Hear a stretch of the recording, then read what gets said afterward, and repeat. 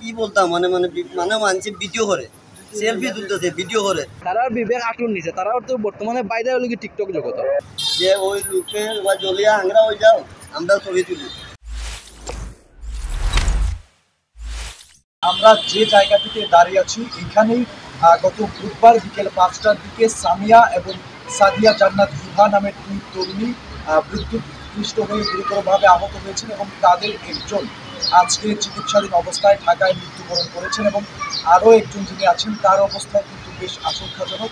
আমরা এখন যে জায়গাটিতে অবস্থান করছি আপনারা দেখছেন এখানে যে কতটুকু ভয়াবহ দুর্ঘটনাটি ঘটেছিল সেটির আলামত কিন্তু এখনো রয়ে গিয়েছে, অর্থাৎ এখানে তাদের ব্যবহৃত জুতা কাপড় সেইগুলো কিন্তু এখনো রয়ে গিয়েছে। পাশাপাশি এই যে তিনতলা বাসার যে ছাদটি সেই ছাদের একদম কাছ দিয়ে কিন্তু বিদ্যুৎ সরবরাহের যে লাইন রয়েছে সেইটি কিন্তু চলে গিয়েছে, অর্থাৎ একদম কাছাকাছি এখানে গেলে যে কেউ খুব সহজেই এই যে বিদ্যুতের লাইনগুলো আছে সেখানে সেগুলো সংস্পর্শে তারা কিন্তু খুব সহজেই আসতে পারেন। এবং আরও একটি বিষয় বিদ্যুতের এই যে লাইনগুলো এটি কিন্তু প্রধান সরবরাহ লাইন এবং এই লাইনগুলো দিয়ে অনেক হাই ভোল্টেজের বিদ্যুৎ প্রবাহিত হয়ে থাকে।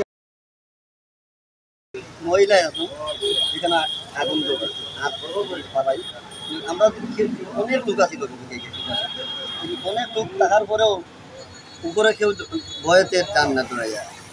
উপরে গেলাম আমি গেছি উপরে গিয়ে দেখি কেউ নাই, শুধু একা। উপরে গেলাম, উপরে যাওয়ার জন্য ছোটো ভাইয়ের একজন আসছিল ওই পাশে রনি খুব হেল্প করে আমাকে। ওই পাশে গিয়ে দেখলাম এবং কেউ নাই, কারেন্টের তারে একদম হাত লাগাই ঝুলি থাকে। তখন কী থাকলাম আমরা আপনার ওইদিকে ওর ছোটো ভাইরে বললাম যে কাঠ দিয়ে তার তারে একটু সরানির ব্যবস্থা করো। বাদে আমি ওই পাশে কারেন্টের তার আছে তার লাইলন তার, ওই তার দিয়ে পাইপটা বান্ধিয়ে মহিলাকে টান দিলাম। টান দিতে যখন আমার পাশে আসছে তখন আমি তুলে নিলাম, নিয়ে আমরা আবার দুজনে নিয়ে আবার নিচে নিয়ে অনেক সময় লাগছে। তবে এই মহিলার যে গলা থেকে মানে খুব বডি পর্যন্ত খুব অতিরিক্ত জ্বলা দিয়েছে, খুব বেশি জ্বলা দিচ্ছে মুখের এই শরীর থেকে অতিরিক্ত 90%-এর মাঝে 100% বেশিরভাগ দিচ্ছে। প্রচণ্ড মুখের সমাগমের মাঝে একটা মুখ দিয়ে যদি যে উপরে গিয়া হেল্প করবো কী বলতাম মানে মানে মানে মানছে ভিডিও করে সেলফি তুলতেছে ভিডিও করে যে ওই লোকের বা জলিয়া আংরা হয়ে যাও আমরা ছবি তুলি।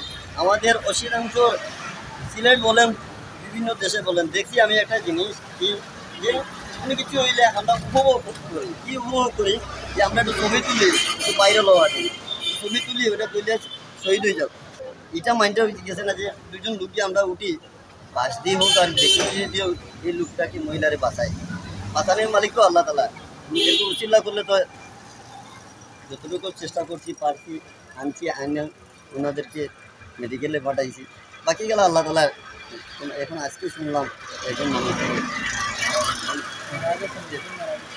যে পয়লা আমি নিজে যে পয়লা আনছি একদম ওই দেখেন একদম মেন যে তারে পুরা জুলো মুক্ত আছে কমলা আর পুরা বডি একটা আওয়াজ শুনছি বিকট একটা শব্দ হয়েছে, শব্দই আমি দূর থেকে দেখছি, আমি ফোনও আসলাম আমি মনে হচ্ছে বান্দর হইব।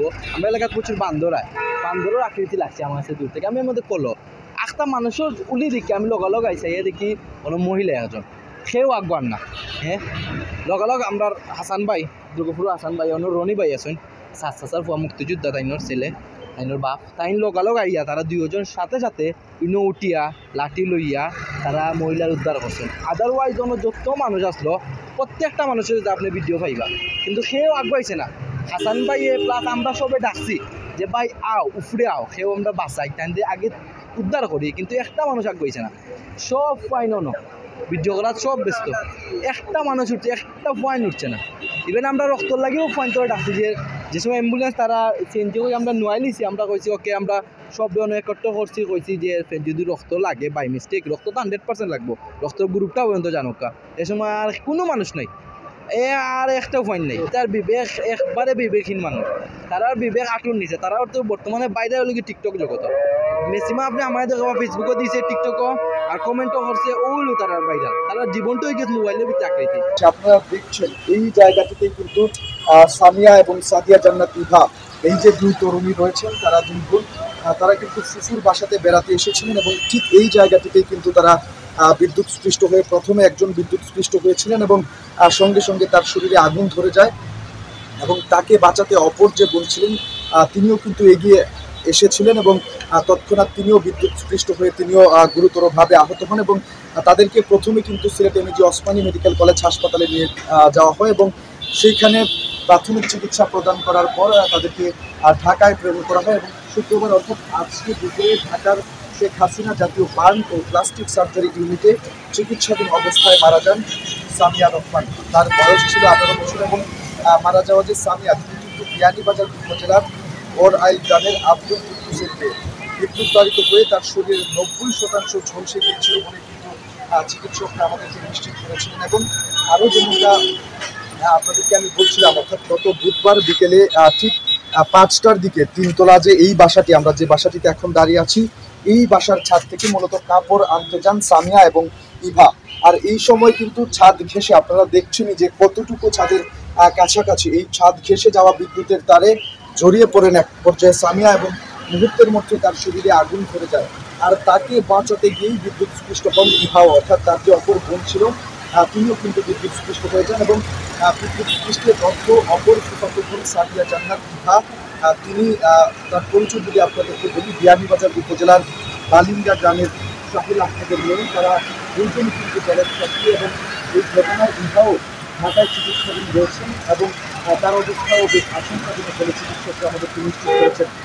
আমি যদি আরেকটু বলি মহানগরীর মজুমদারিতে ফুফুর যে বাসা আছে তাদের এই বাসাটিতে কিন্তু তারা বেড়াতে এসেছিলেন এবং সামিয়ার খালাতো ভাই দীপু আহমেদ তিনি আমাদেরকে যেমনটা নিশ্চিত করেছেন দুপুর 2:30টার দিকে ঢাকায় শেখ হাসিনা জাতীয় বার্ন ও প্লাস্টিক সার্জারি ইউনিটে চিকিৎসাধীন অবস্থায় মারা যান সামিয়া এবং এই ঘটনায় আহত সাদিয়া জান্নাত যিনি আছেন ইভা তিনিও কিন্তু ঢাকায় আইসিইউতে চিকিৎসাধীন রয়েছেন এবং সেই সাথে আরও যেমনটা আমরা জানতে পেরেছি তার অবস্থাও বেশ আশঙ্কাজনক।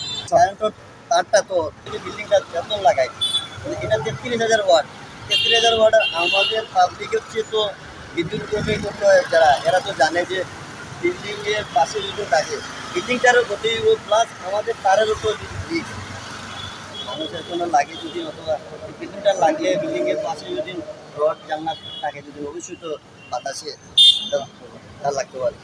এটা খুবই মর্মাহত ঘটনা, এত মারাও গেছে, এটা খুবই খারাপ জিনিস হয়েছে। আর আশা করি যে বিদ্যুৎ বিভাগে এটার একটা ব্যবস্থা নিবা, আর এখানে সেফটি নাই, তা আশা করি যে সেফটি দরকার আছে, কারণ বিদ্যুৎও এখনো সেফ হয়েছে না জায়গাটা। আবার পিছনে যে বিদ্যুতের তারগুলো দেখছেন এটি প্রধান বিদ্যুৎ সরবরাহের লাইন যেটি আম্বরখানা মজুমদারির একদম এই যে বাসাটি 3 তলা বাসাটি এটির একদম খুব কাছ দিয়ে চলে গিয়েছে এবং এখানেই কাপড় শুকাতে দিয়েছিলেন। সেই কাপড় তুলতেই কিন্তু সামিয়া এবং ইভা তারা দুজন ছাদে এসেছিলেন এবং এক পর্যায়ে সামিয়া এই বিদ্যুৎ সরবরাহের যে লাইন আছে সেখানে বিদ্যুৎ স্পৃষ্ট হন এবং তাকে বাঁচাতে গিয়ে ইভাও কিন্তু বিদ্যুৎ স্পৃষ্ট হয়ে তিনিও আশঙ্কাজনক অবস্থায় ঢাকায় চিকিৎসা নিচ্ছেন এবং সামিয়া তিনি কিন্তু আজকে চিকিৎসাধীন অবস্থায় মারা গিয়েছেন। দর্শক জানাচ্ছিলাম আম্বরখানা মজুমদারিতে সামিয়া এবং ইভার যে বিদ্যুৎ স্পৃষ্ট হয়ে মারা যাওয়ার সর্বশেষ খবরাখবর। আমাদের সাথে থাকার জন্য ধন্যবাদ জানাচ্ছি। পরবর্তী আপডেট পেতে অবশ্যই সিলেট সাথে থাকুন।